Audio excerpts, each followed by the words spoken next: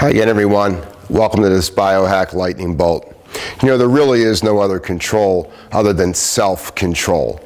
And just like stress, it's really difficult to work on self-control when you're in it. You have to somewhat be out of it. Notice that there's thoughts that aren't worthy of you hosting or being a hostess to, or there's behavior starting to percolate through emotional pattern that you don't want to be part of anymore.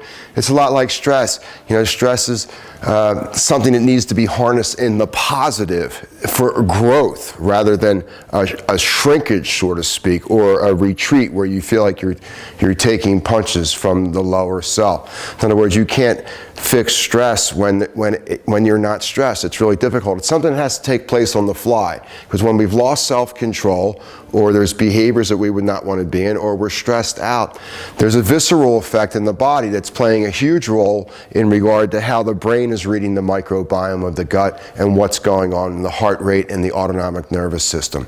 So what I'd like to do today is give you some tips to really notice on the periphery when you might be losing the optimal self-control level of coherence between the brain and the heart. Or you might utilize this as I'm beginning to notice stress and I can cognitively work with the stress in a positive way and rework an old negative and turn it into a potential positive, or neutralize that. So you're expanding your consciousness around old awarenesses. If you look at consciousness as the ocean and waves as awareness, the idea is you want to be able to control the size of the waves in the cosmic or human ocean that creates the backdrop for the waves of our life that we all go through based on our goals, our intentions, where we've been and where we want to go.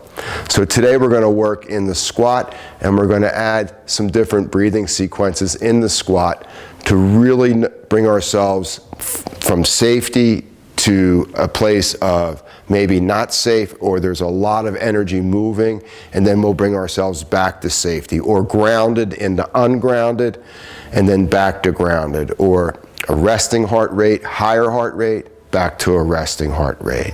So all of this is happening in the background in our mind all the time. So these exercises are just simply opening up the inner laboratory a little bit wider horizontally so we can grow faster vertically.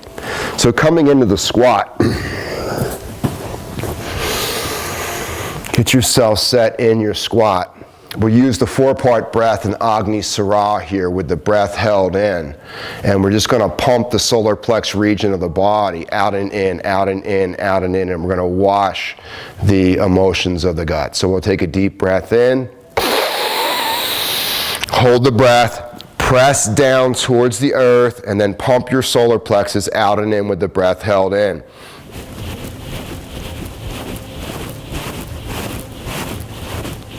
Exhale slowly. Inhale again, all the way in. Now exhale slowly, all the way out. Squeeze your thighs, hold the breath out.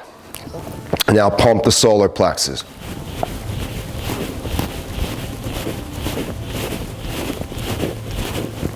Relax, inhale slowly. Exhale slowly. Next round. Inhale, 3/4 of your capacity.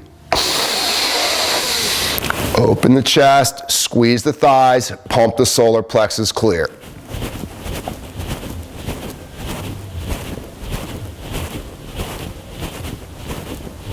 Exhale slowly. Inhale slowly. Exhale slowly. Next round. Pump the solar plexus.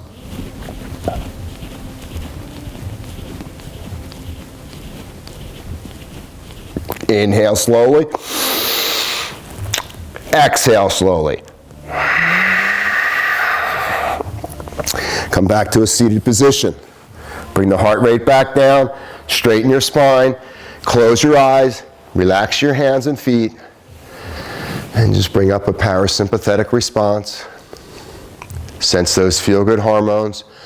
starting to arise in the mind's eye as the heart rate drops. Feel an immense reservoir of inner strength, self-control, and our ability to self-regulate the challenges that we're going through.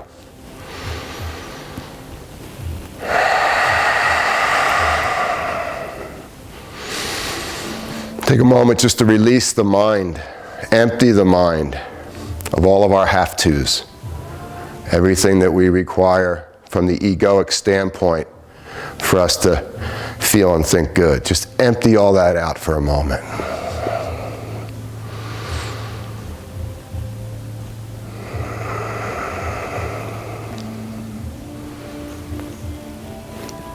So as you come out of this exercise, one of the awarenesses is keep your emotions down in the abdomen. The heart and the heart rate, which is closely linked to your respiratory rate, you'll have the ability to harness that emotion as passion.